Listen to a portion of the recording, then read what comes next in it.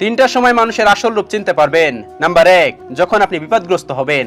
যখন আপনি বিপদগ্রস্ত হবেন তখন আপনি কাছের মানুষের, আপন মানুষের আসল রূপ চিনতে পারবেন। আপনি বিপদগ্রস্ত হলে বুঝতে পারবেন কোন মানুষটা আপনার চিরজীবন আপন ভেবেছে, কোন মানুষটা আপনাকে প্রিয়জন ভেবেছে।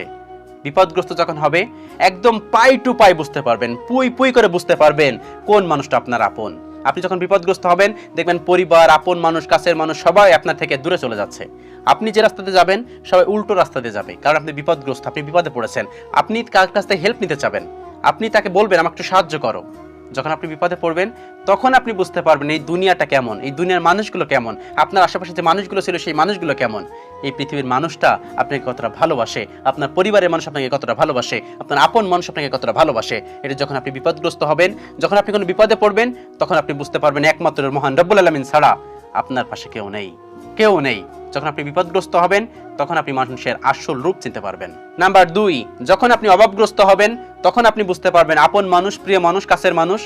অভাবগ্রস্ত একবার হয়ে তো দেখেন আপনার আশেপাশে কেউ নেই, দুনিয়াটা অন্ধকার মনে হবে যখন আপনি অভাবগ্রস্ত হবেন। আপনার ভালো একটা ব্যবসা ছিল, হঠাৎ ব্যবসায় ধস পড়েছে বা ব্যবসার টাকা মার গিয়েছে। আপনি একটা চাকরি করতেন, হঠাৎ কোনো একটা কারণে চাকরিটা চলে গেছে। আপনি কোনো একটা কাজ করতেন, হঠাৎ করে সেই কাজটা লস হয়ে গেছে। তখন দেখবেন দুনিয়াটা অন্ধকার মনে হবে, আপনার আশেপাশে আপনি কাউকেই খুঁজে পাবেন না। যখন আপনি অভাবগ্রস্ত হবেন, যে মানুষটাকে আপনি সারা জীবন টাকা ধার দিয়েছেন, যে মানুষটাকে আপনি সারা জীবন হেল্প করেছেন, যে মানুষটার পাশে সবসময় ছিলেন, সেই মানুষটাকে আপনি পাশে পাবেন না। বিশেষ করে সেই মানুষটাই আরো আগে চলে যাবে কাছ থেকে। কাছের মানুষ বলেন, প্রিয় মানুষ বলেন, যে মানুষগুলোকে সব সময় আঁকড়ে ধরেছিলেন, সেই মানুষটাই আপনি যখন অভাবগ্রস্ত হবেন সবার আগে সেই মানুষটা দূরে চলে যাবেন।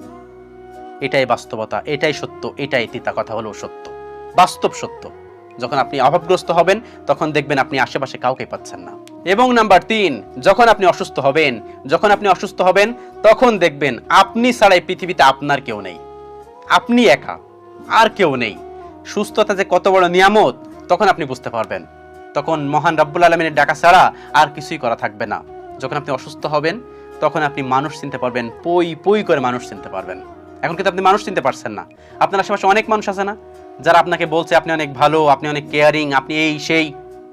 আপনি শুধুমাত্র এই 3টা সময় একবার আসুক, আল্লাহ রাব্বুল আলামিন না নিয়ে আসুক, কিন্তু এই 3টা সময় যদি আপনি পড়ে যান তাহলেই দেখবেন আপনি আপন মানুষ, কাছের মানুষ, প্রিয় মানুষ, বন্ধু বান্ধব, পরিবার, পরিজন, আপনার আশেপাশের প্রতিবেশী সবার মুখের কথা শুনলে আপনার মনে হবে তারা তীর দিয়ে নিক্ষেপ করছে আপনার কাছে, এমন মনে হবে।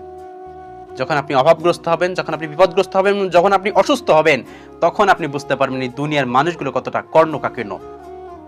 এই যে পিছনে যে দেয়াল দেখতে পাচ্ছেন, এই দেয়াল আর মানুষের মধ্যে কোনো পার্থক্য নেই। যখন আপনি 3টার সময় আসবেন তখন আপনি বুঝতে পারবেন। বিশ্বাস হয় না? মহান রব্বুল আলামিন ছাড়া আমাদের কিন্তু কেউ ভালোবাসে না। বিশ্বাস করুন, আপনি একবার অভাবগ্রস্ত হন, বিপদগ্রস্ত হন এবং অসুস্থ হন, তখন আপনি বুঝতে পারবেন এই পৃথিবীর মানুষ কেউ আপনাকে সাহায্য করছে না, কেউ আপনার পাশে নেই। হ্যাঁ, খুব কাছের মানুষজন, খুব গুটি সংখ্যক মানুষ আপনার পাশে থাকবে, তা ব্যতীত কেউ আপনাকে পাশে থাকবে না। তখন আপনি মানুষের আসল রূপ চিনতে পারবেন। মানুষ যে গিরগিটি থেকেও খারাপ তখন আপনি বুঝতে পারবেন, রিয়েলাইজ করতে পারবেন। Trust me. সেজন্য আল্লাহ রাব্বুল আলামিনকে ডাকুন, একমাত্র তিনি আপনাকে ভালোবাসেন। বুঝতে পারবেন সৃষ্টিকর্তা থেকে সরে যেন না। সৃষ্টিকর্তা সবসময় আপনাকে ডাকেন, আমার কাছে এসো, তোমার কিছু লাগবে আমাকে বলো, সবকিছু দেওয়ার মালিক আমি। যদি কখনো খারাপ সময় আসে তবু আলহামদুলিল্লাহ বলুন, কারণ তার ভিতরে কোনো নিয়ামত আছে। মহান রব্বুল আলামিন আমাদের সবাইকে বোঝার তৌফিক দান করুন। আমিন।